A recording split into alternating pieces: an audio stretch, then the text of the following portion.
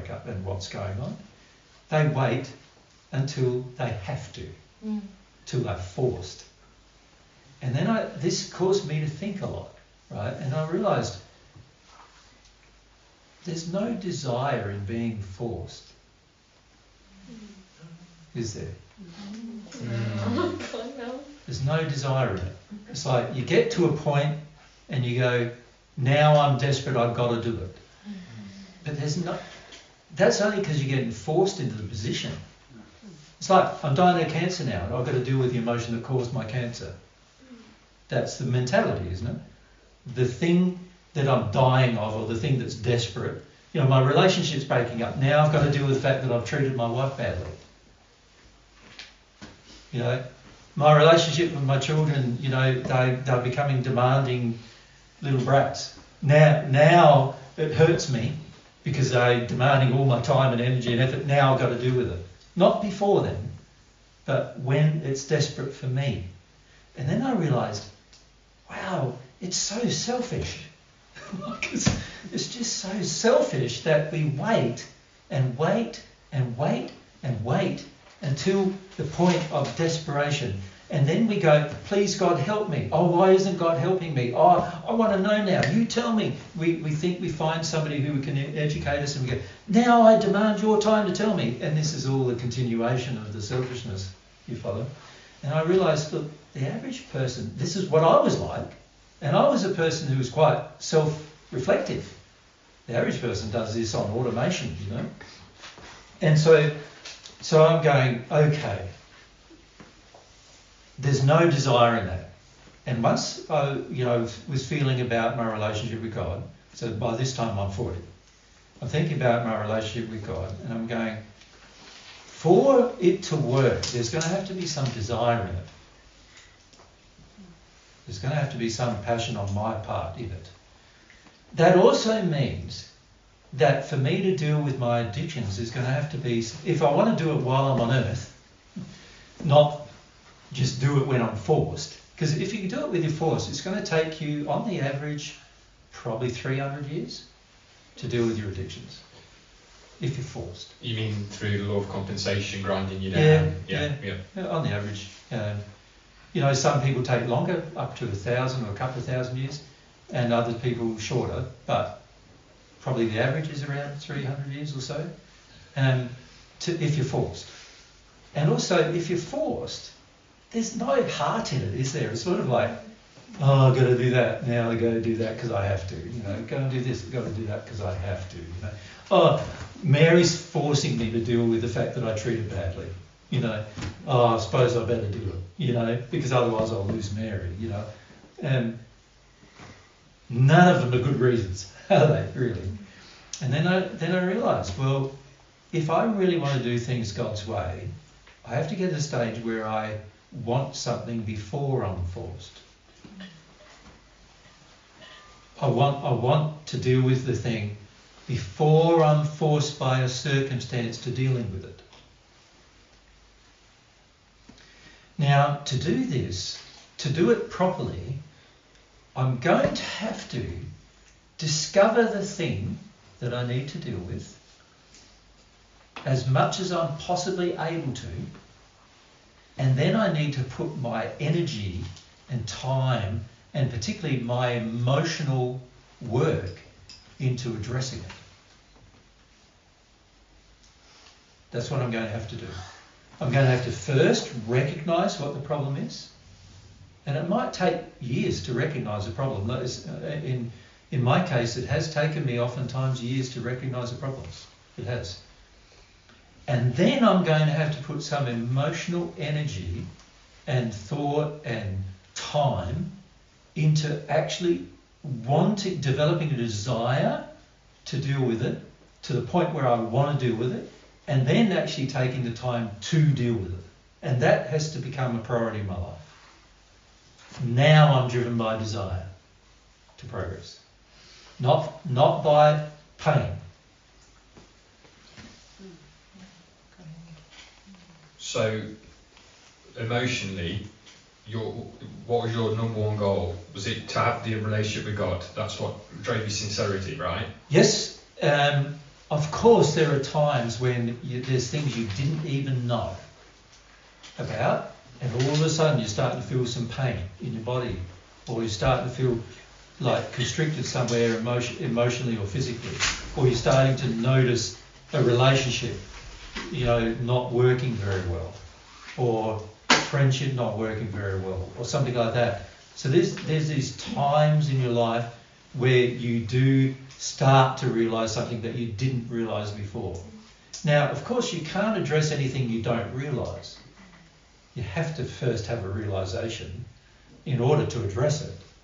So you can't you can't do this with things you don't realise yet. You have to come to realise them.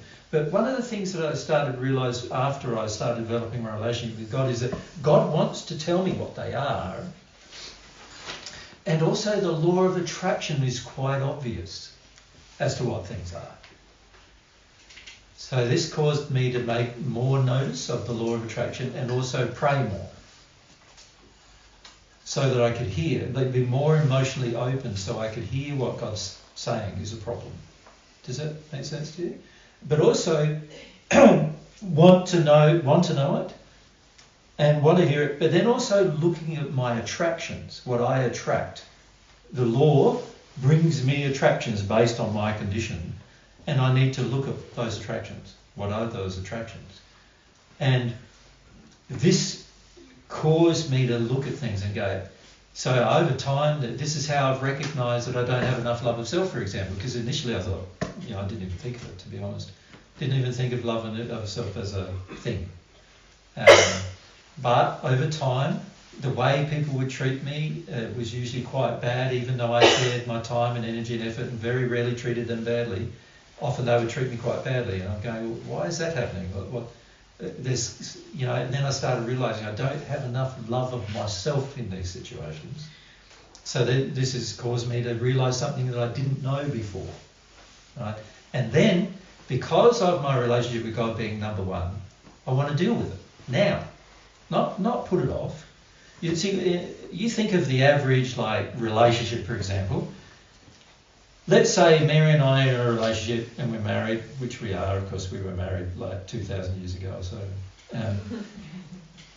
And let's say Mary says to me, you're doing this thing and it's really annoying me, really frustrating me. Now, of course that doesn't mean that she's right, does it? Because I've got to now go, okay, Mary's raising this issue. What does God think about that? Because my love of God and my love, whole heart, whole soul, whole strength, is about God first. So what does God think about what I'm doing? And then usually if you pray about that, it becomes very obvious very quickly, what God thinks about the thing. So let's say every time Mary discussed something with somebody, I undermined her. Let's say it was that.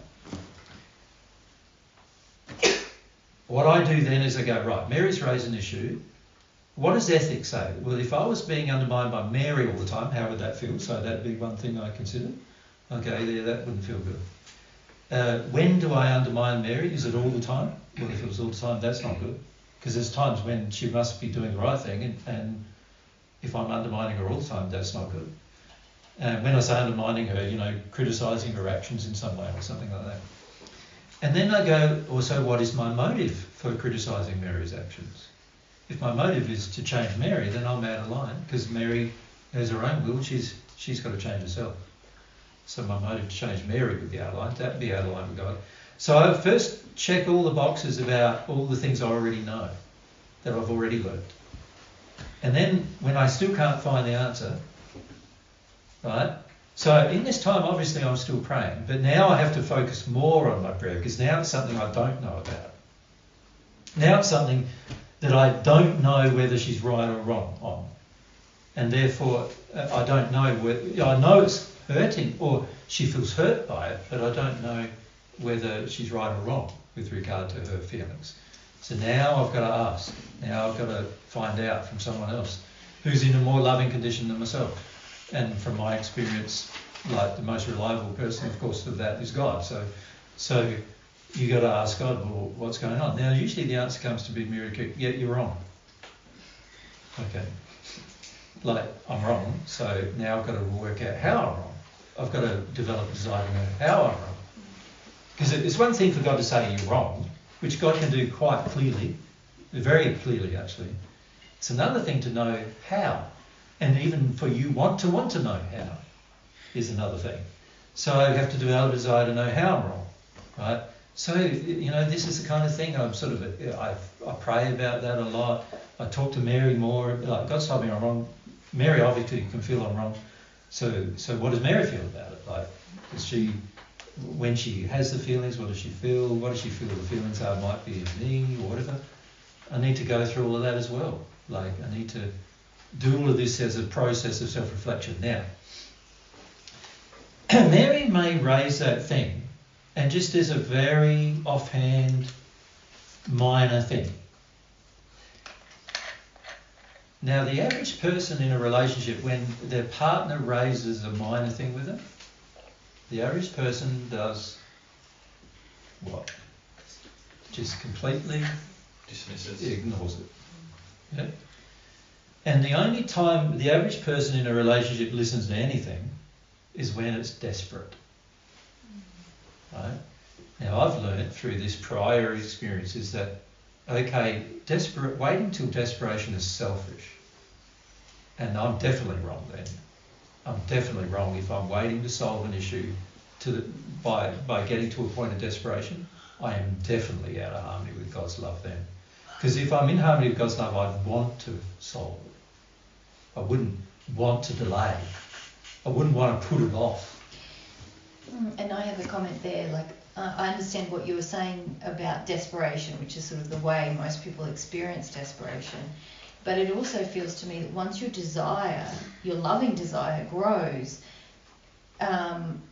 you don't have to have, you sort of talk about responding to external pressure and feeling desperate.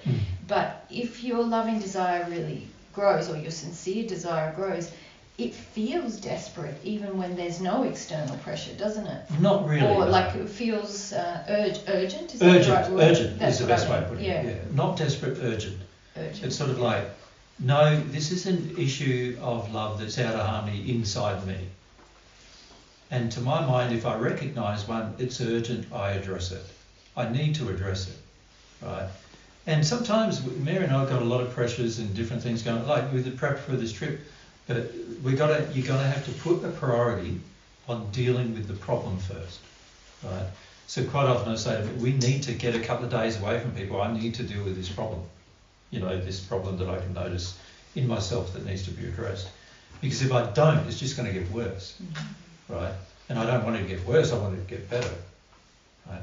So it's very important that I have a sense of urgency in at least developing a desire to deal with it, right? Most people do the opposite of that. They go, oh, it's just another thing to worry about or think about. Can I just delay it longer, like, can I put it off for longer? Now, as you've probably realised in your own life by now, for the majority of you, if you put something off longer, does it generally solve itself? No. It gets worse. It just gets worse, yes. So obviously we haven't learnt that lesson yet if we keep putting things off, right? Procrastination on a problem is one of the worst things you can do with a problem, because it's just going to get worse and get worse and worse and worse. And to the point, see, problems often start as spiritual problems, then they turn into emotional problems, and then they become physical problems. So if I can recognise the spiritual problem, then the emotional problem won't develop. If I deal with the problem emotionally, the emotional problem won't develop. And if I can recognise the spiritual problem, I will never have a physical problem. Ever. Right? Makes sense?